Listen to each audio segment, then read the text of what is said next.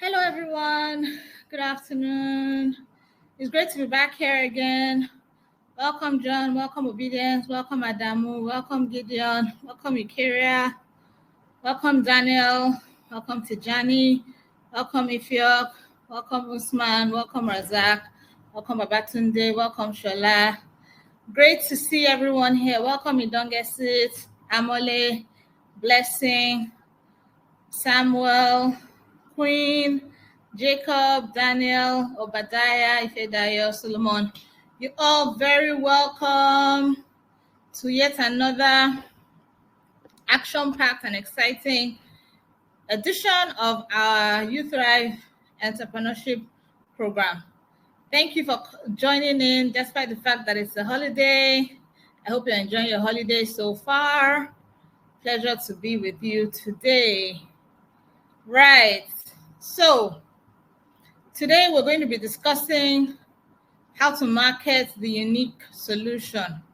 First of all, thanks to everyone that has been sending in their responses to the take-home questions. Teaching is a two-sided activity. I can't just keep on talking and not hearing from you. So I'm happy to be hearing from you, my dear participants. But the more you all send me your responses, the more I feel we're not really there yet. The in terms of the way we see our business and the type of innovation we're trying to introduce into our business. Recall, Module 1 was Introduction to Innovative Entrepreneurship. Who can tell us what type of businesses we looked at in Module 1? Give me some examples. I'm looking at the chat. Give me some examples. Which businesses did we look at in Module 1?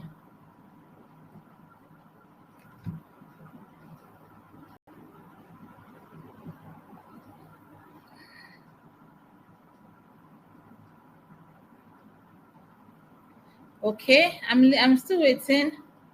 Module 1. Jumia, very good. Akko, thank you. Hawa Aminu Gulumbe said Uber, thank you. Obedience said Uber, thank you. Femi said Uber, thank you. Baba Gana said Jumia, very good. Ikra Manir said Jumia, that's true. Adamu Abubakar said Uber. Yes, we spoke about, Ebuka Opoke, thank you. Airbnb. Tafa Awai says Uber. Obedience Ndukwe says Andela, very good. Honor says Airbnb. Andela. Lofty says Etsy, thank God. Lofty, you remember, very good. David Furchi says Upwork, very good. Okay, so yes, so as Issa Nora said, Cleos, thank you for that. Yes. Okay, I think that very good. Abubakar Abdul Kadir Ahmad says QuickBooks. So I know we're together. Ngozi Emerewa says Intuit. Good. Okay, great. So these are the kind of businesses, when I was talking about innovative enterprises, these are the kind of businesses I used as examples. But the more some of you have been sending in your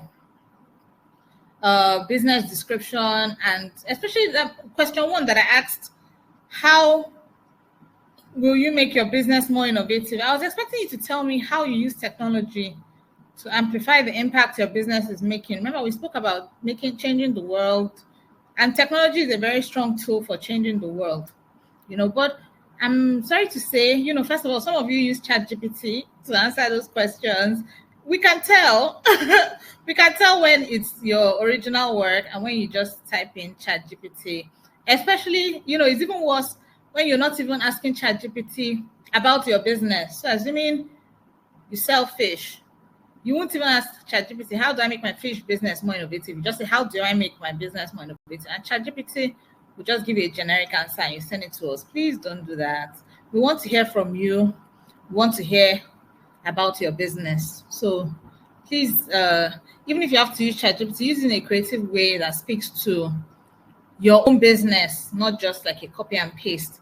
But back to what I was saying. So Today's module is about marketing the unique solution, but I'm worried that a lot of the businesses that I'm seeing from you here on the call, they're not innovative and they're not unique.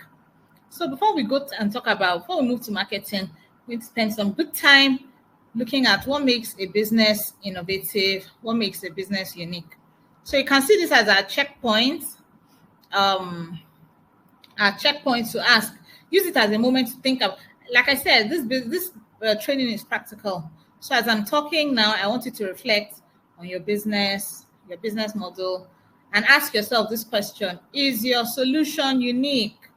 So first of all, let's start with boutiques or fashion. How many of us are in the fashion industry? Type in the chat, show of hands. How many of us in fashion?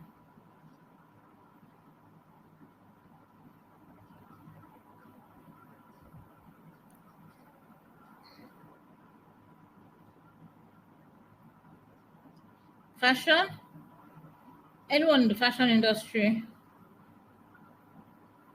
Okay, Ibukun Salau Olu is in fashion. Salim Usman Shaibu is in fashion. Okay, Adamu Mohammed is in fashion. Jumoke Leader is in fashion. Very good. Isiaku Moda is in fashion. David is in fashion. Good. So when I ask you how do you make your business more innovative and you're sending me responses to the take-home questions, please don't just say, I want Access Bank to support my fashion business. How are you going to 10x your business model to make it more innovative and impactful? And one good way you can do that is, for example, you can see the examples I have here. So instead of just running a fashion store that's somewhere in Ogun State that only your immediate community attends, why don't you set up a website, an e-commerce site and promote that site so that people from all around Nigeria, all around the Southwest, all around the world, in fact, can buy your products? That is much more innovative. And on an e-commerce store that sells, whether you sell maternity, whether you sell bridals, whether you sell party clothes, whatever you sell, can't you set up an e-commerce store that sells these things? This is a lot more innovative. That's the type of business we want to hear about, not just that you're in fashion or you're a seamstress or you're a tailor. The idea is, how can you make your fashion business more innovative? That's what you should be thinking about. Okay, Johnny is saying exactly. Okay. All right, so that's for fashion. Now, any car salesman, do you sell cars? Anybody here in this class selling cars?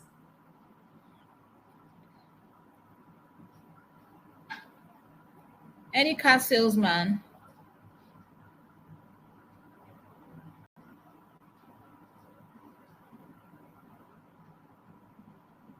Okay, Queen says she has a social media handle for her fabric business.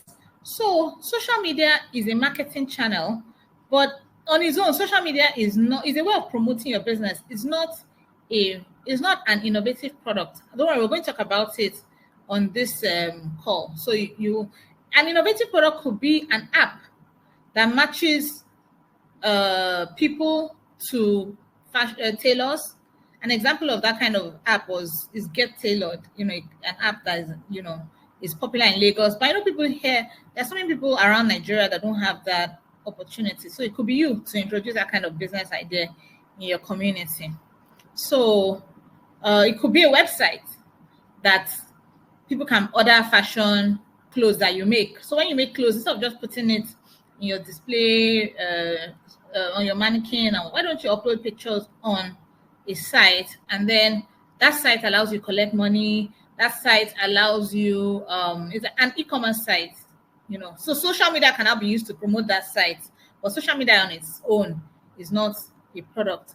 Okay, so Salisu Nasiru says, I sell cars. Okay, who else sells cars or rents cars? Okay, Onele Obina is a spare parts dealer. Okay, Gabriel Adekonye, affiliate car marketing. Okay, Usman is into the car business. Okay, so we have people That okay, Gideon doesn't sell, but helps people bring cars from various purchase points and states. Onele Obina Motors sells motor parts, small spare parts, car spare parts. So yes, car dealers, Abdul Rashid. Thank you very much. So my challenge or my question to you is, those of you that sell cars, instead of sending me an email and saying I'm a car salesman, why don't you tell me that you can create an app? You want to create an app, even if you don't know how to do it, don't worry. That's why we're here. We're here to teach you. But at least start with the vision. Everybody says, say vision. You know, an entrepreneur has to be visionary. If you don't see it, you can't achieve it. If you don't see it, you can't achieve it. So start with an innovative vision. So like I said, instead of just saying you sell cars, why don't you tell us you want to create an app for car rentals and car sales? You know, so like people are trying to rent cars or whatever, you know, they can go to your app. I know some, don't say Uber and Bolt have taken over the whole market. I know someone, one of my former mentees, she was on the Access Bank W Women program, Womenpreneur program. Her name is Shinazo. She runs a company called Auto Girl. They rent cars to expatriates, people coming into Nigeria. I don't want to use, you know, regular Bolt and Uber. They've carved a niche for themselves, and they're doing so well, winning awards, making a lot of money, you know, with great turnover, making lots of traction. So don't say that Uber and Bolt have taken over everything. No, you can carve out a niche for yourself, the way Auto Girl was able to carve out a niche. So that's for the car sales, people selling cars on the call. Okay, now teachers, who is into education? Anybody into education? A teacher, lesson teacher, Sunday school teacher, secondary school teacher? Do you teach JAMB lesson? Tell me in the chat. Who is into education on the call? Okay, Olapejo Ajayi. Okay, Murtala Malambala is a teacher. Anybody else?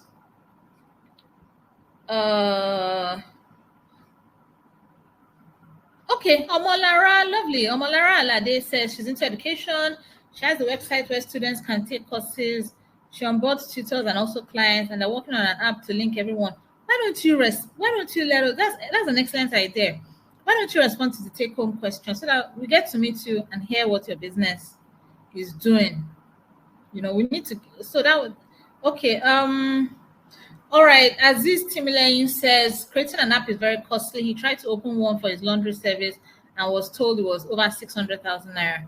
We're going to find there has to be a way around that. So we're going to talk about that on our call. But again, as an entrepreneur, you need to be resourceful. Somebody say resourceful. So meaning you need to make the most of your resources. So I understand that, you know, creating some of these innovative products are expensive, but at least have the vision first, and then we'll see how we can bring it to life. Okay, Adamu Mohammed is a primary school teacher. Mohammed is a physics teacher.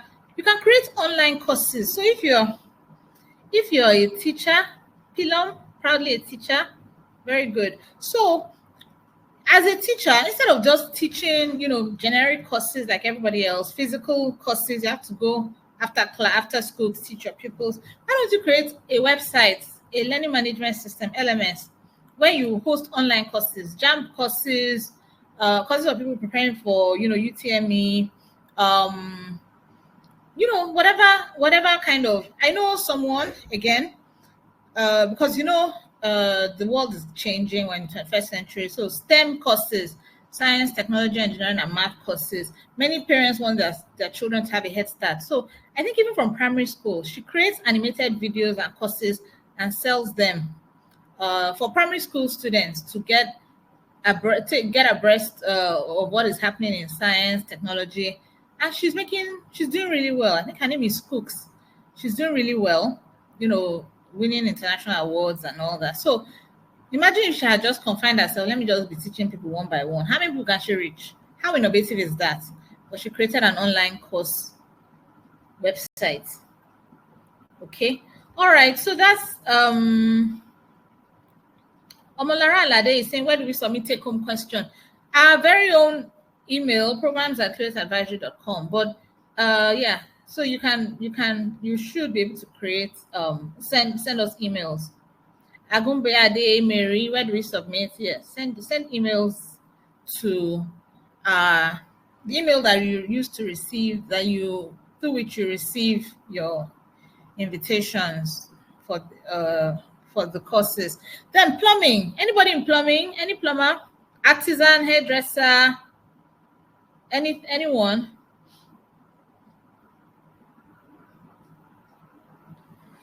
Anyone? Plumbing, hairdressing, artisans.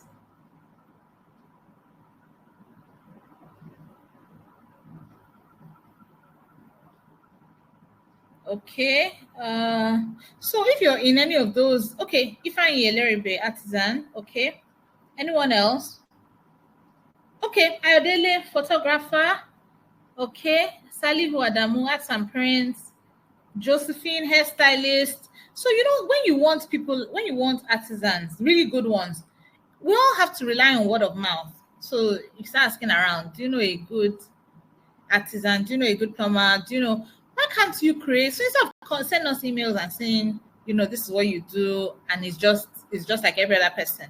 Why don't you envision an app for booking plumbers and artisans, and then have that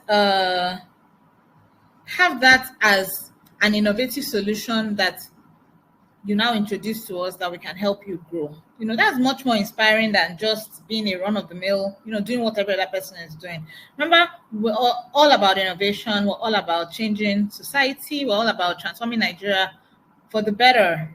Good. Okay, then catering. Anybody in food industry? Josephine? Very good. Any other person in the food industry?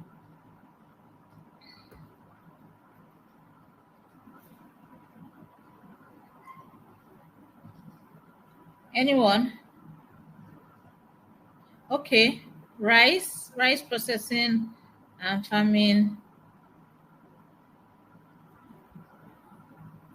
Okay, Hannah Show, yes, but not catering. Okay, a lot of people are in agriculture. Okay, Abdulaziz sells food. Ogene Tano Odeibo is a caterer. Evelyn is into baking. Good. So we have Sanusi Yusuf, baking and confectionaries. So why don't you come up with an app? I know that people have tried to do this in Nigeria, some other companies, I don't want to mention names, and they had to retire, or they had to stop the company for some reason or the other. So it's a problem that's yet to be solved. Online food delivery. Instead of just being a baker, why don't you create an app that people can order your baked goods and confectionaries from you or from even other people? You can be an aggregator like a middleman, and then your app on your website, people can order food. So that's much more unique than just being a regular run-of-the-mill caterer. Or real estate. Anybody in real estate?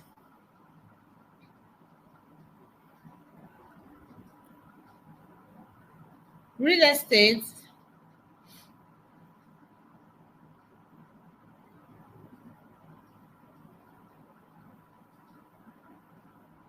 Any real estate agents, surveyors, valuers, construction, anyone into construction? Okay, we don't have so many on the call.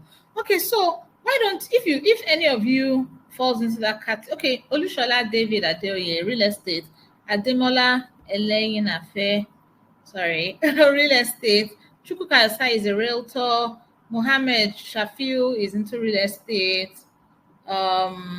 Okay, great. So why don't you come up with an idea? Okay, Abdul Kadir Adamo is into real estate. Fidel is into construction. Why don't you come up with an idea to set up an online real estate directory? I have a former client also, Construct. He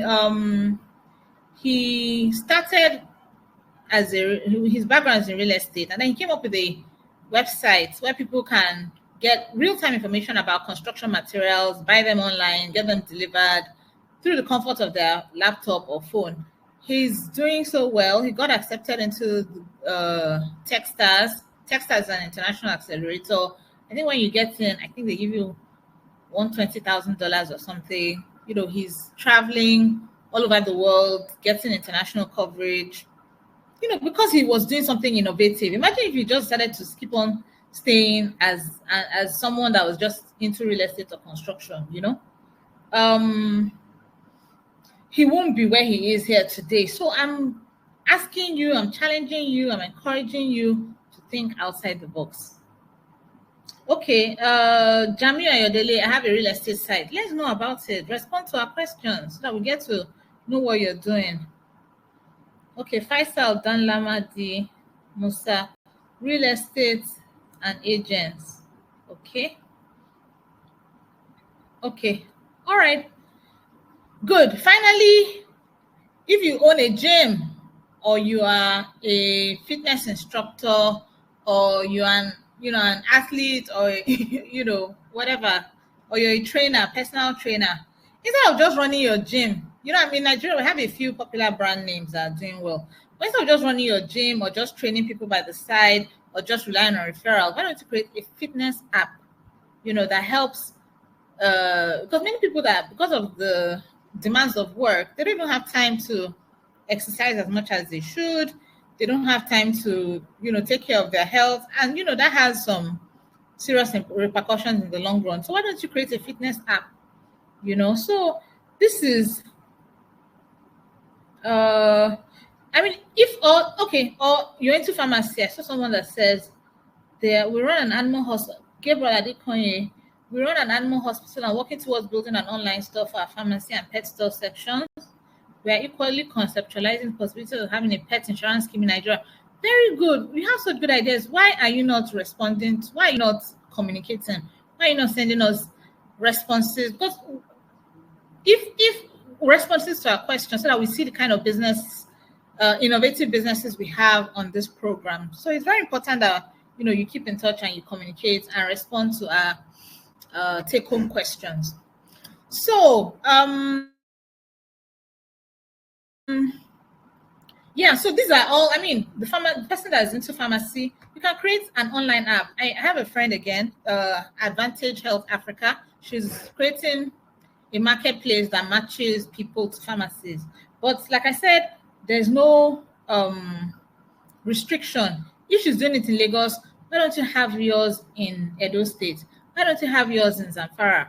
Why don't you have yours in Kano? And then, Nigeria will advance economically. There will be prosperity. You'll create jobs, and the program will be successful.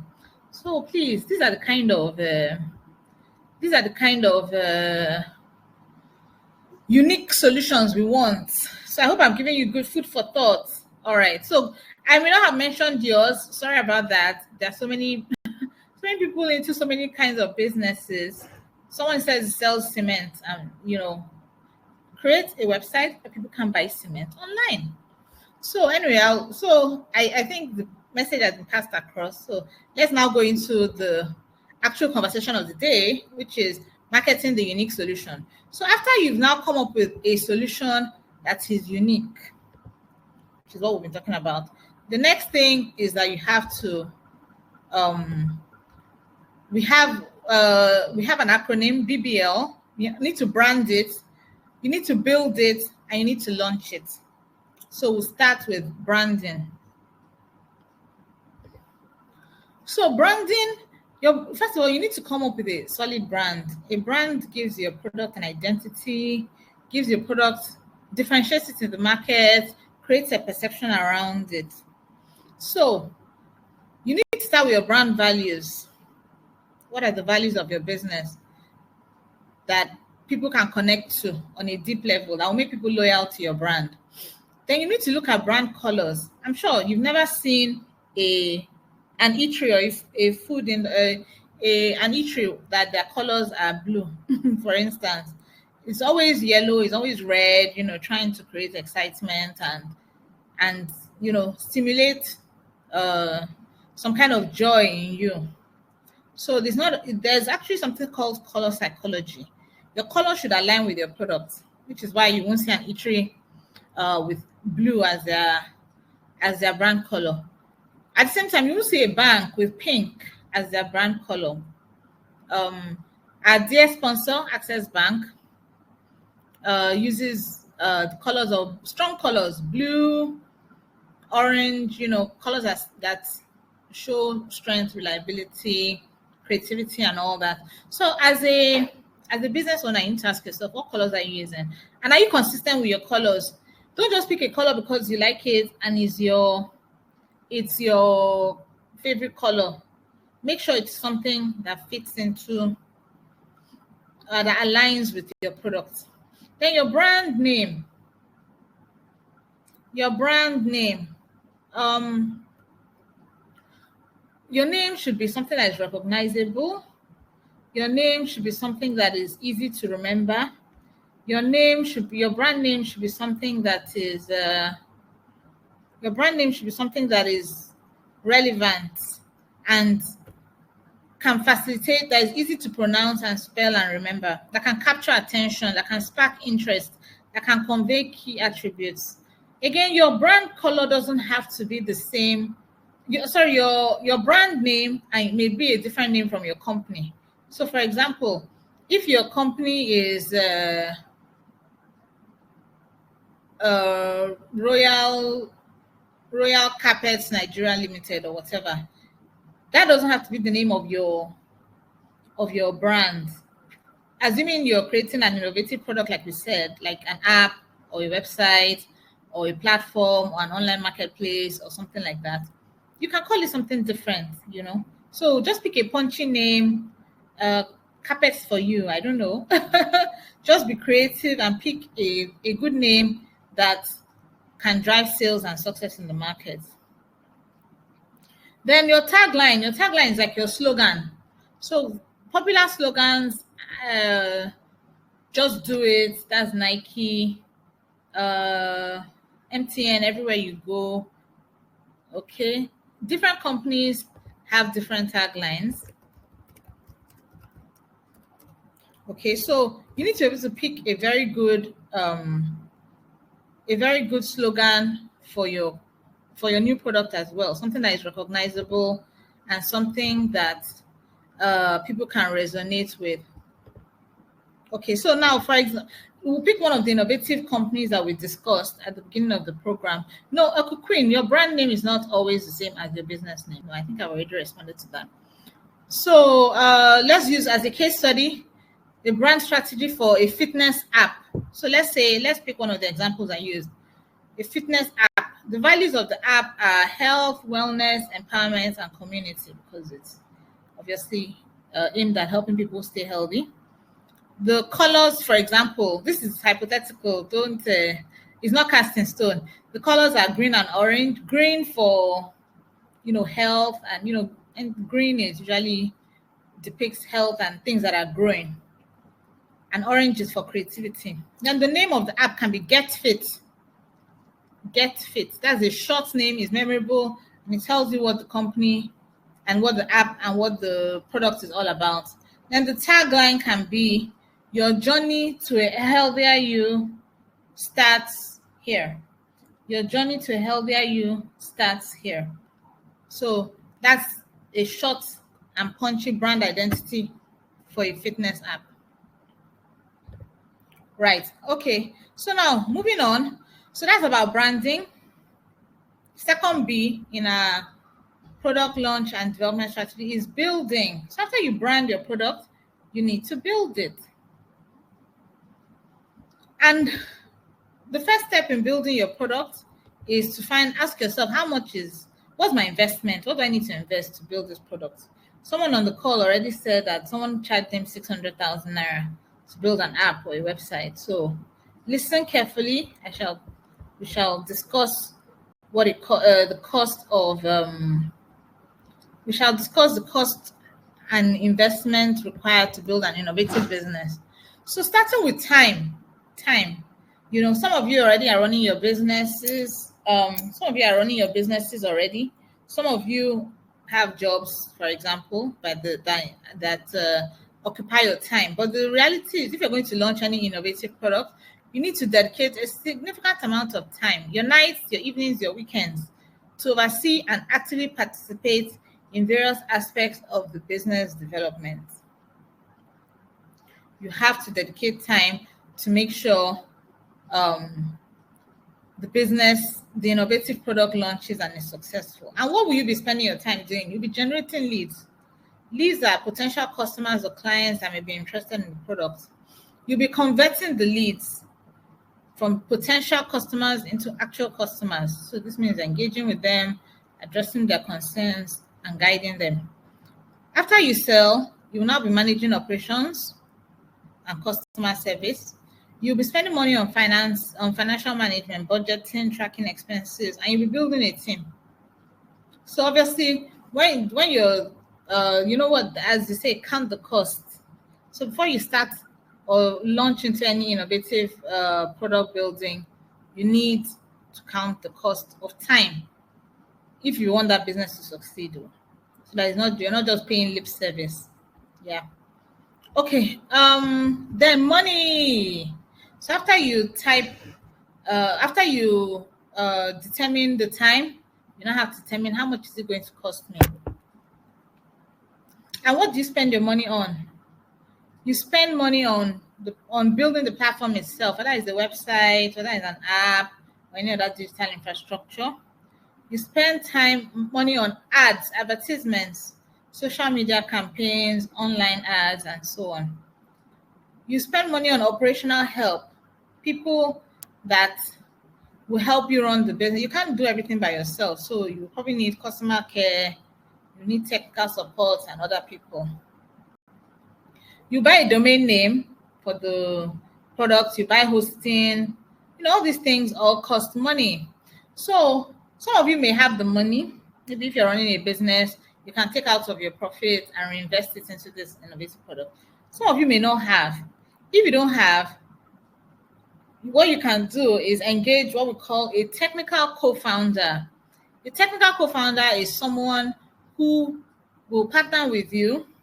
The person who maybe is a programmer or a developer or a coder, a computer, someone savvy with computer or tech.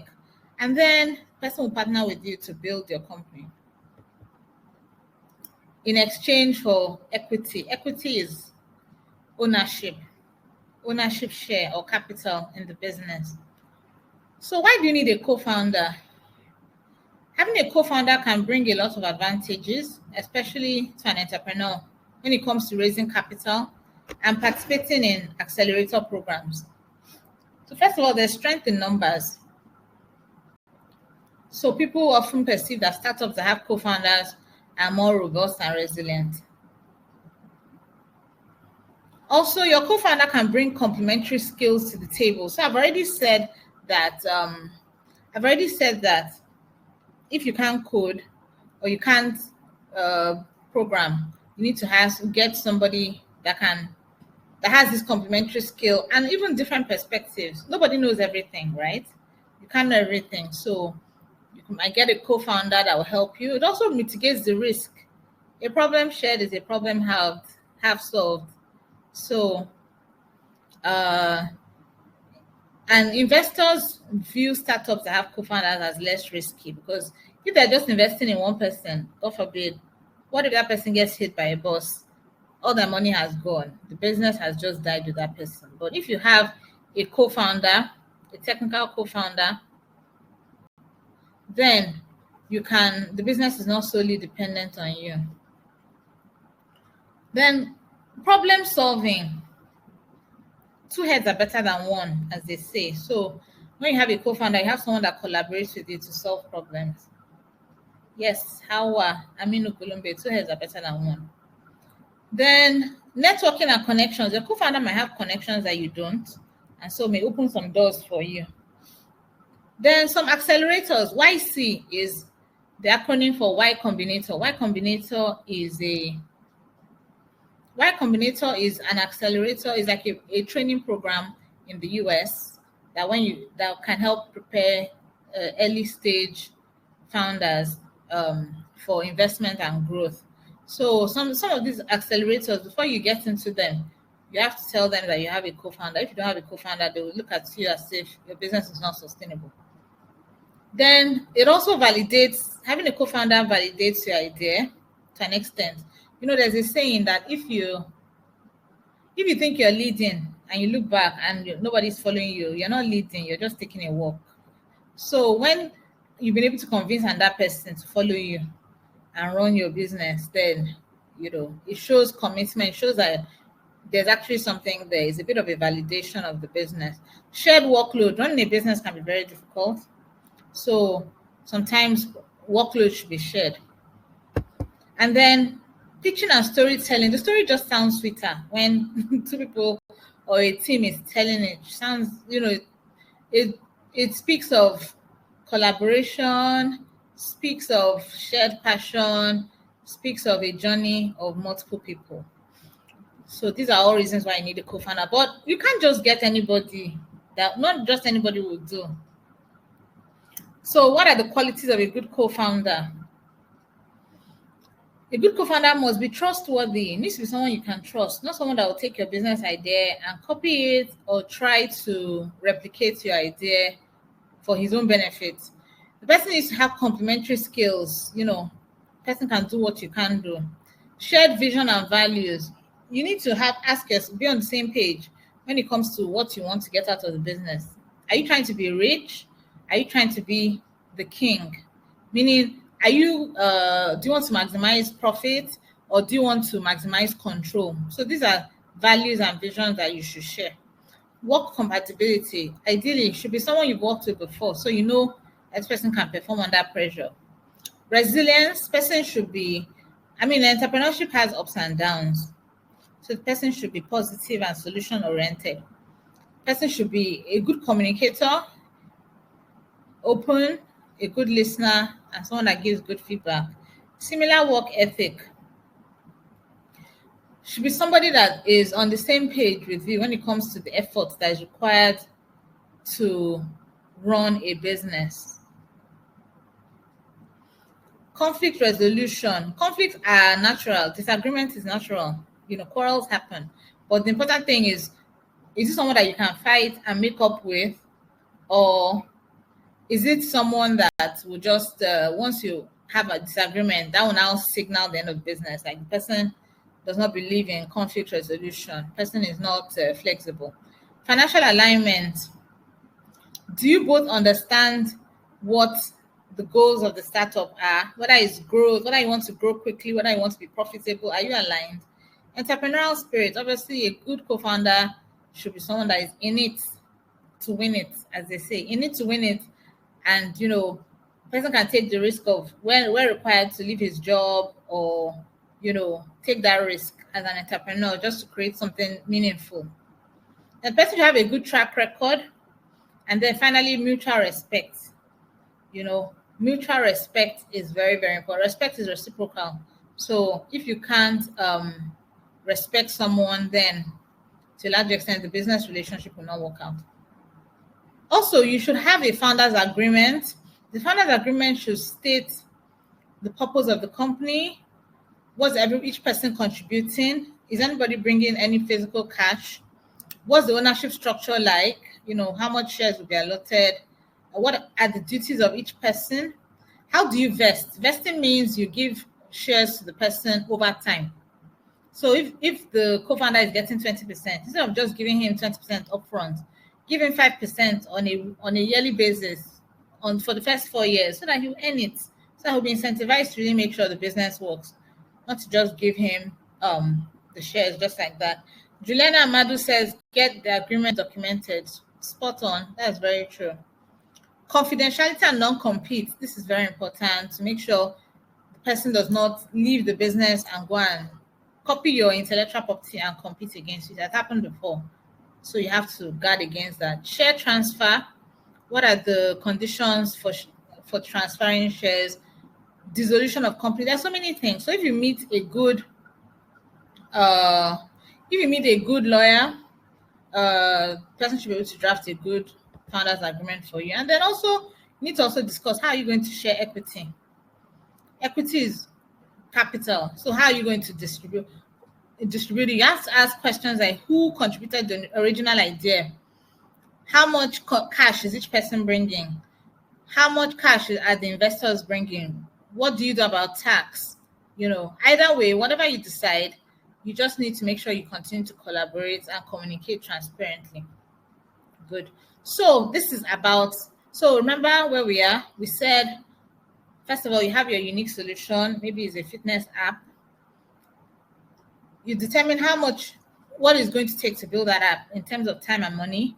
If you don't have money, you get a co-founder that can code and build it for you. If you do have money and you want to engage a software developer, Emmanuel Ogede is a software developer. Emmanuel, I've called you out. So he's a software developer. I mean, of course, this is in no way a recommendation or an endorsement. I don't really know him.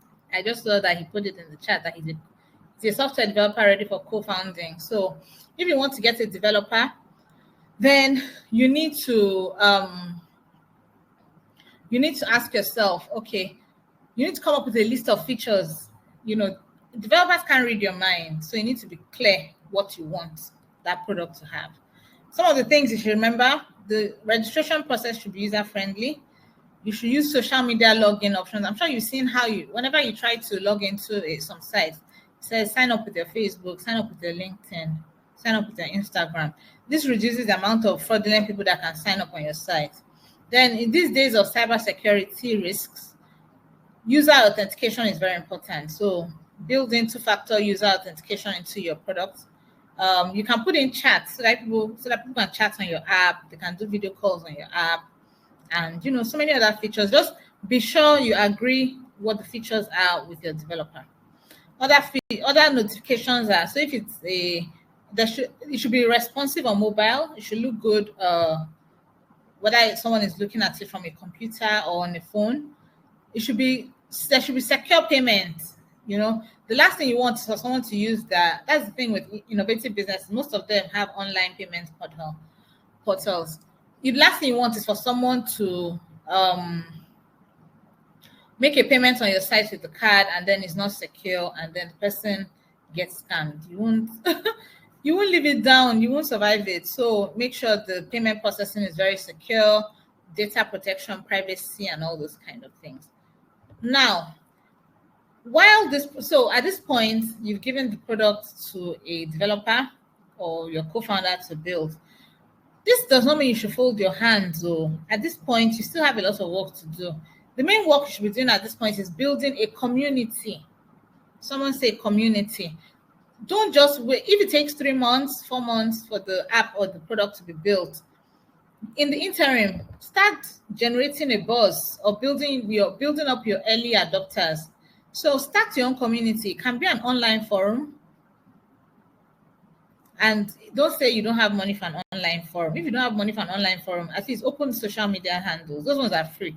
It's free to open a Facebook account. It's free to open Instagram accounts. It's free to open LinkedIn accounts. Open social media and start aggregating people that are interested. So if it's a fitness app like we've been using as an example, run events. And again, don't say you don't have money to pay for Zoom or Webinar Jam. Zoom has free 45. It's free for 45 minutes. Google Meet is free for 1 hour. So once you have your social media, once you start getting some followers and members, from time to time, run webinars, run live Q&A that people can come together in real time and get to know each other. Start a blog. These are people, like I said, do this while your product is being built, so that by the time your product is ready, you have people that are ready to take the journey with you. Start a blog. If you don't have money to build your own blog, go to Medium. Medium is free. Anybody can. Medium, Medium. Medium is free. Go to Medium, start blogging and talking about your topic. If you don't want to build your own community, leverage other people's communities. There are tribes in your niche.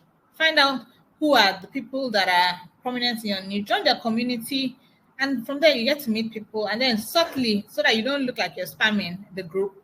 Not like immediately you come, you just start talking about your app. Subtly start dropping hints about what you have coming.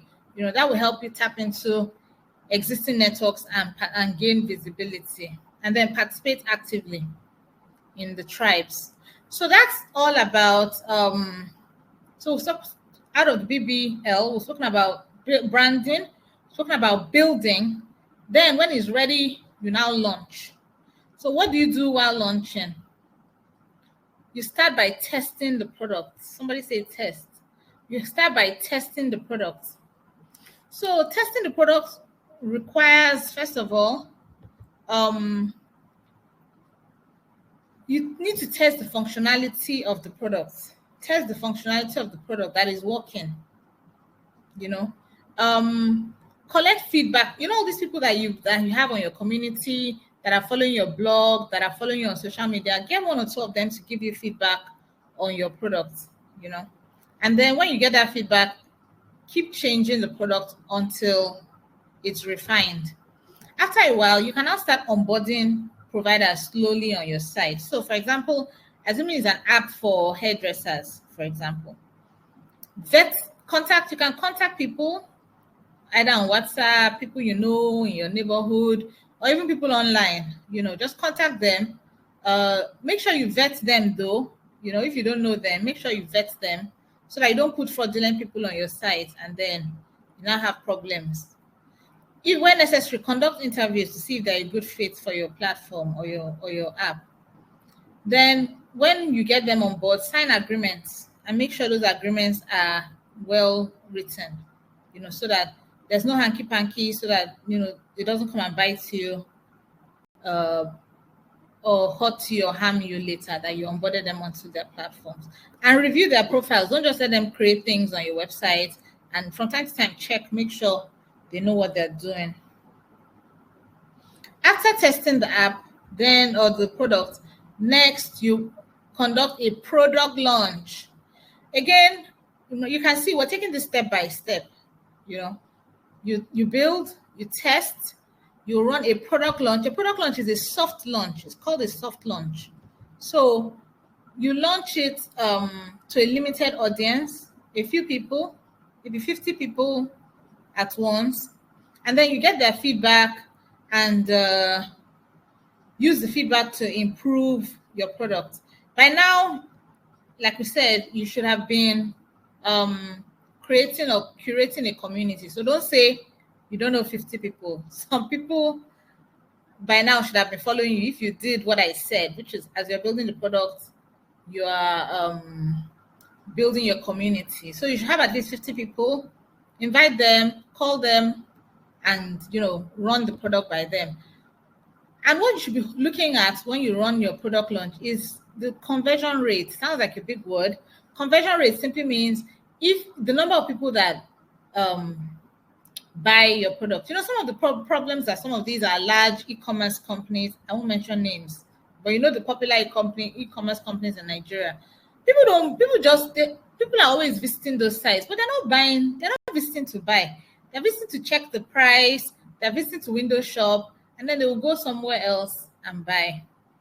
So what you need to make sure when you're building an innovative product is that your conversion rate is good. So meaning if you share your product or your app with 5 people, out of the 5 people, 3 of them must express interest. If 3 of them don't express interest, then you need to look at your communication. Maybe what the developer has written on the app or on the product is not very clear. They don't understand. Maybe your English is too complex or too simple, depending on who your target market is. You look at the pricing. Maybe you're charging too much. You look at supply. Maybe the kind of people that you have listed on your site are not the kind of people that your target market wants to see. These things take time. So don't think you can just launch a product and just cash out in the next 6 months. Airbnb, Airbnb, one of those companies we looked at. Airbnb took 4 years. 4 years, what am I saying? 4 years before they eventually launched successfully. They launched the first time, it failed. They launched again, kept on launching. So you have to be, nothing good comes easy. Tomorrow when you hear that worth $1 billion, you think they got it on a silver platter. They did not get anything on a platter of gold. Life is not a bed of roses. So you have to put in the time and give your product enough time to scale. Then some of the other tips you need to remember, you need to keep your community engaged and keep them supported. Then finally, you now, after you've verified or validated that your conversion rate is okay and people are responding favorably to your product, you can now go to town. Somebody say go to town. You now execute what we call a market launch. So this is when you say people must know that I have what? I have come, I have arrived. So then you can talk of influencer marketing. Get influencers, people that are popular in your space. TechCrunch, we know them. Okay, TechCrunch is a press. So influencer marketing, who are some influencers in your space that you can get to market your product for you? Let me check the chat.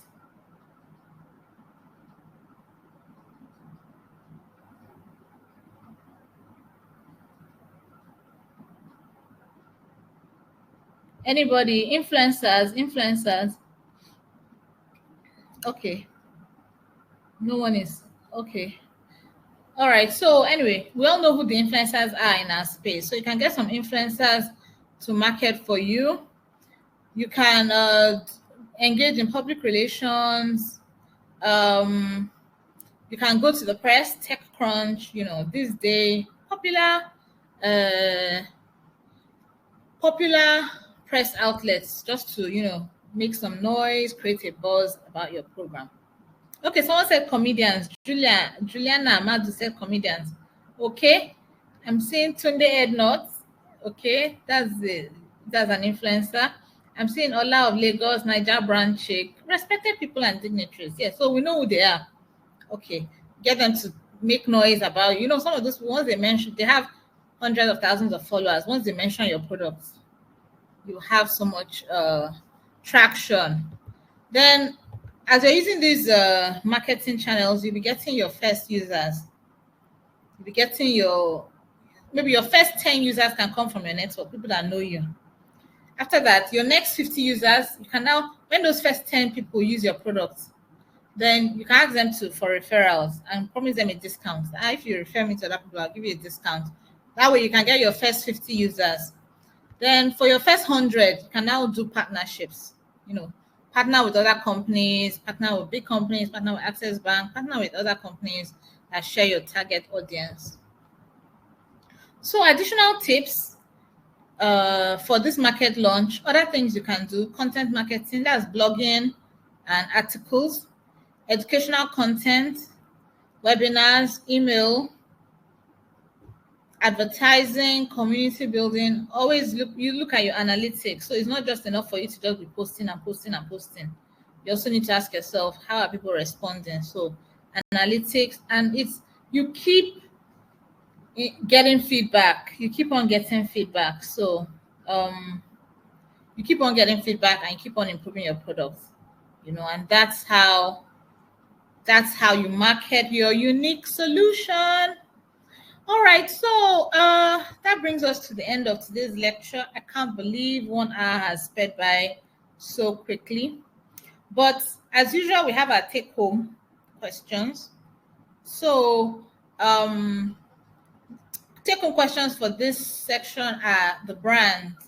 Remember we said the acronym is BBL. So B for brand. So what's your brand name? Remember, like I said, it doesn't have to be the same as your business name. What's your tagline or slogan? What are your brand colors? What are your brand colors? What are your brand values? Then building. Will you build alone or with a co-founder? Are you getting a co-founder? Are you building alone? What are the features of your products? Remember, I spoke about features and how you're supposed to share features with your developer. Launch. How much time and money will you need? Have you determined how much time are you going to need to launch that product? How much money are you going to need? And then when do you plan to launch your product? What's your launch date? So let us know. Thank you. If says today's training is mind-blowing, so happy to hear that. Hussaini Lawan says an interesting lecture today. Okay, somebody's asking about the poll. Yes, so we have a poll. I will share. We have a poll that I will run right now. So it's up and it says, what is the first launch of an innovative solution called? Aha, so well together. Product launch. Very good, very good, very good. Spot on. I can see we're all on top of it. So this has been a most interesting time spent with you. Okay. I see. Okay. Ahmed Garba said he really enjoyed the lecture today. Thank you very much. Okay. All right. Okay. Eukaria Luke says, amazing lecture. Thank you very much, Eukaria. Okay. Ehima Mary says, interesting lecture. You're welcome. Obeten says, thank you very much. You're welcome. Isiaku Modisa says, very interesting. You're welcome. Okay, all right. So I'm happy you all tuned in, despite the fact that there's a holiday today. So as usual, please respond with your answers to our email. We might be sending you a more streamlined format to capture your answers, but just look out for your email, and we'll also be sending you the invitation to the next class via email. So it's been lovely spending time with you. We look forward to seeing you on the 11th of April, same time, in 2 days, to look at yet another interesting module on the Youth Thrive Entrepreneurship Training Program. So thank you all for paying attention and for logging in, and I wish you an enjoyable holiday, and I hope you enjoy the rest of your day. All right. Bye then. Take care. See you.